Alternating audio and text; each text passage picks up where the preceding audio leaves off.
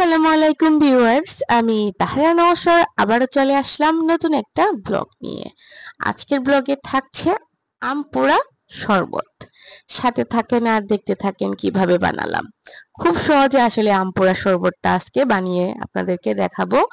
আর এর জন্য আমার লাগবে আম, আর সাথে আছে পুদিনা পাতা, কাঁচা মরিচ, আর আছে বিট লবণ, আর চিনি, আর আছে ঠান্ডা পানি। তো একবারে সহজ এবং সিম্পল ভাবে আসলে আমি আম পোড়া শরবতটা আপনাদেরকে বানিয়ে দেখাবো। যেহেতু আম পোড়া আম যেহেতু অনেক পুষ্টিগুণে ভরপুর, তো ভিটামিন এবং খনিজ ভরপুর, তো একটি ফল, তো স্বাস্থ্যের জন্য খুবই একটা উপকারী ফল। তো এটার জন্য আমার প্রথমে চুলার মধ্যে আমরা আমটা পুড়িয়ে নিব।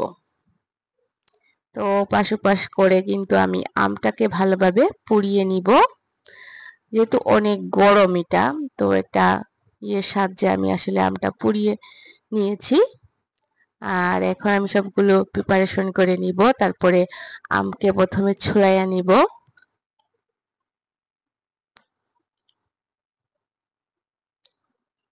আম কিন্তু ত্বকের জন্য খুব বেশি উপকারী, ত্বকের উজ্জ্বলতা বৃদ্ধি করার জন্য। তো আপনারা অবশ্যই আম খাবেন। এটা একটু একটু করে ছুলাইয়া নিচ্ছি। আর আম খেলে কিন্তু দৃষ্টিশক্তিও বাড়ে। সো অবশ্যই আমরা আম খাওয়ার চেষ্টা করব। হজম শক্তি তো অবশ্যই বাড়ে। তো আমের সিজন যেহেতু, এত আম, তো অবশ্যই আম খেতে হবে। আর এই জন্য আমার আসলে আমের জন্য 1 কাপের মতন আমার আমটা লাগবে, যেহেতু আম পোড়া শরবত বানাবো আমি।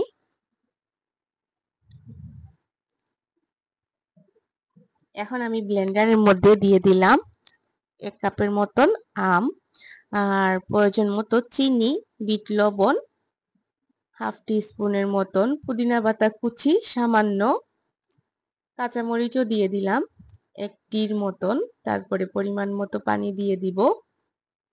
আর চিনিটা দিয়েছি আসলে আপনাদের স্বাদ অনুযায়ী দিবেন। আমি আমার স্বাদ অনুযায়ী আসলে চিনিটা দিয়েছি।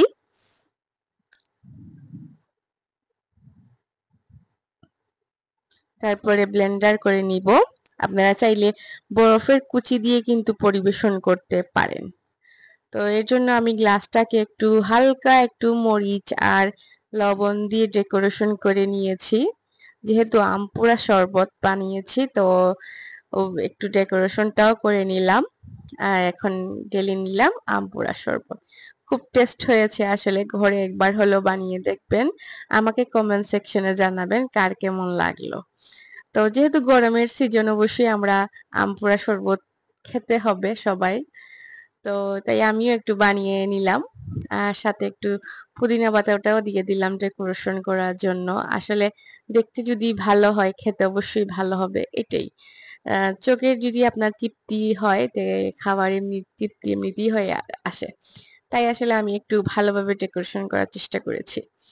তো ভিডিওটা যদি আপনাদের ভালো লাগে, অবশ্যই একটা লাইক দিবেন। এর চেয়ে যদি বেশি ভালো লাগে, তখন সাবস্ক্রাইব করবেন। সবাই ভালো থাকবেন। তো এই তো পুদিনা পাতাগুলা দিয়ে দিলাম। তারপর আমি একটু খেয়ে দেখব কেমন হয়েছে। আপনারা তো আবার মাঝে মাঝে বলেন যে আপনি খান না, শুধু শুধু ভিডিওই দেখান। তো একটু খেয়েও নিব আর দেখবো টেস্ট কেমন হয়েছে। যেহেতু পুদিনা পাতা দিয়েছি, অবশ্যই টেস্ট হবে। সবাই ভালো থাকবেন। আসসালামু আলাইকুম।